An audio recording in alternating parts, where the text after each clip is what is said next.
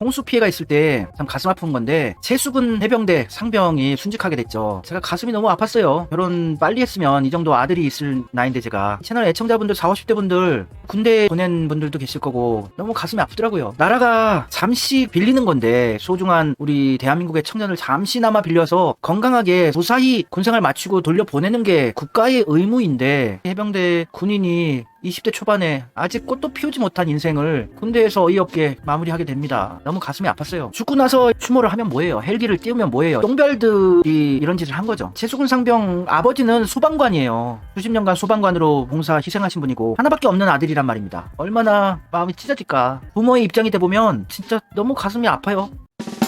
해병대 현장 지휘관은 물속 수색이 어렵다고 상부에 보고를 했는데 사단에서 밀어붙였대요. 하라고. 현직 해병대에서 근무 중인 중사가 계속 눈물이 나옵니다. 이건 아닌 것 같습니다. 지금 현장 지휘관인 대대장, 중대장, 행정관이 보직 해임되고 조사 중인데 이분들은 아무 잘못이 없다고 위에 보고를 했대요. 이건 위험하다고. 근데 위 사단에서 무조건 하라고. 진짜 책임 있는 사람 따로 있습니다. 수해 재해를 복구하는 것으로 알고 삽이랑 곡괭이, 모래주머니 이런 것만 갖고 나갔는데 도착하고 나서 실종자 수색이라는 얘기를 들었대요. 안전 장비도 없었답니다. 물은 너무나 무섭게 몰아쳤고 현장에서는 절대 못 들어간다고 말이 실종자지 사실상 시체를 찾으라는 건 아무런 훈련도 못 받은 해병들이 PTSD가 오면 어쩌냐고 사단에 보고까지 했대요. 근데 사단에서는 그냥 들어가래요. 해병대 빨간색 반팔티 무조건 입고 기자들이 물어보면 답변하라고 체크리스트까지 주면서 쇼를 하는 거예요. 사단장이 진급 욕심이 있었나 봅니다. 현장 대대장님은 지켜주지 못한 게 너무 서러워서 눈물을 흘리고 계시고 고작 26, 8살 본부 중대장 중위는 어찌할 줄도 모른 채 울고만 있었습니다. 현장 지휘관은 아무 잘못이 없습니다. 진짜 잘못한 사람은 따로 있습니다. 당시 현직 중사가 해병대 중사가 SNS에 남긴 건데 나라가 엉망으로 돌아가고 있는 거예요. 모든 분야에서. 해병대 사단장은 복장 통일 철저, 하의 전투복, 상의 적색 해병대 체육복, 사단장 현장 점검 시 복장 점검할 예정이니 옷 잘 맞춰서 입어라. 사단장이 가장 중요시할 제1항은 병사들의 안전이에요. 생명과 안전을 지키는 게 지휘관의 가장 중요한 임무인데 그런 언급 없어요. 옷 빡시게 갖춰 입으라고. 군인들 똥별들도 썩고 있는 거예요. 원래 썩었었는데 더 썩고 있네요. 빨간 티셔츠 입혀가지고 그냥 물속으로 보낸 거예요. 구명조끼 입혔어야죠. 구명조끼만 입혀놔도 둥둥 뜨기 때문에 휩쓸려 가도 젊은 해병대 정도의 체력이면은 죽지 않았어요. 어딘가에 걸려서 끝까지 살아남았을 겁니다. 참 가슴 아파요.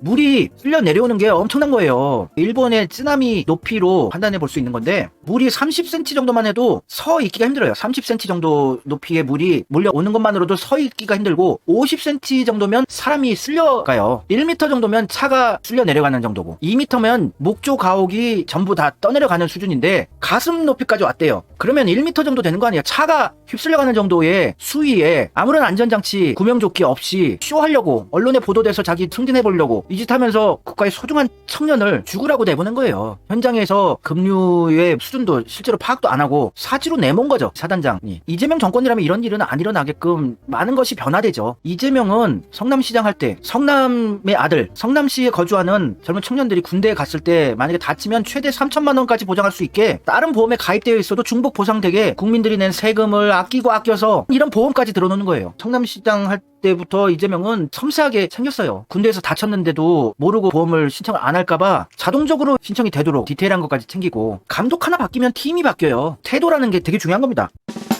윤석열 정권은 앞으로도 더 큰 사건 사고가 분명히 일어날 겁니다. 하인리히의 법칙이라고 있죠. 미국에 사는 보험회사 직원 하인리히, 허버트 윌리엄 하인리히라는 보험회사 직원이 보험을 사건 사고를 통계를 내다 보니까 이런 법칙이 발견된 거예요. 큰 재해로 한 명의 사상자가 발생할 경우에 그 전에 같은 문제로 경상자가 29명 발생하고 역시 같은 문제로 다칠 뻔한 사람이 300명이 존재했었더라. 1대 29대 300. 큰 재해가 우연히 발생한 것이 아니라 반드시 그 전에 사소한 사고 등의 징후가 있다는 것을 실증적으로 밝혀내서 책으로 발표했던 거죠. 사건 사고들이 무진장하게 많이 일어나고 있어요. 윤석열 정권 돼서 짧은 1년여 기간 동안 이게 쌓여서 엄청난 게 폭발하게 될 겁니다. 하인리히가 박사님 교수님 아니고 1931년에 미국의 보험회사 직원이에요. 계속 안전 게이지가 쌓이는 거예요. 주차장, 건설 현장, 아파트 모든 것들이 계속해서 쌓이면서 삼풍백화점급의 사건, 사고, 성수대교 붕괴 수준의 사건, 사고 뭔가가 일어날 것 같은 느낌적인 느낌입니다. 더 큰 사건 사고가 일어나기 전에 올해 안에 끌어내려야 한다고 저는 봅니다. 올해가 또 끌어내릴 수 있는 찬스고요.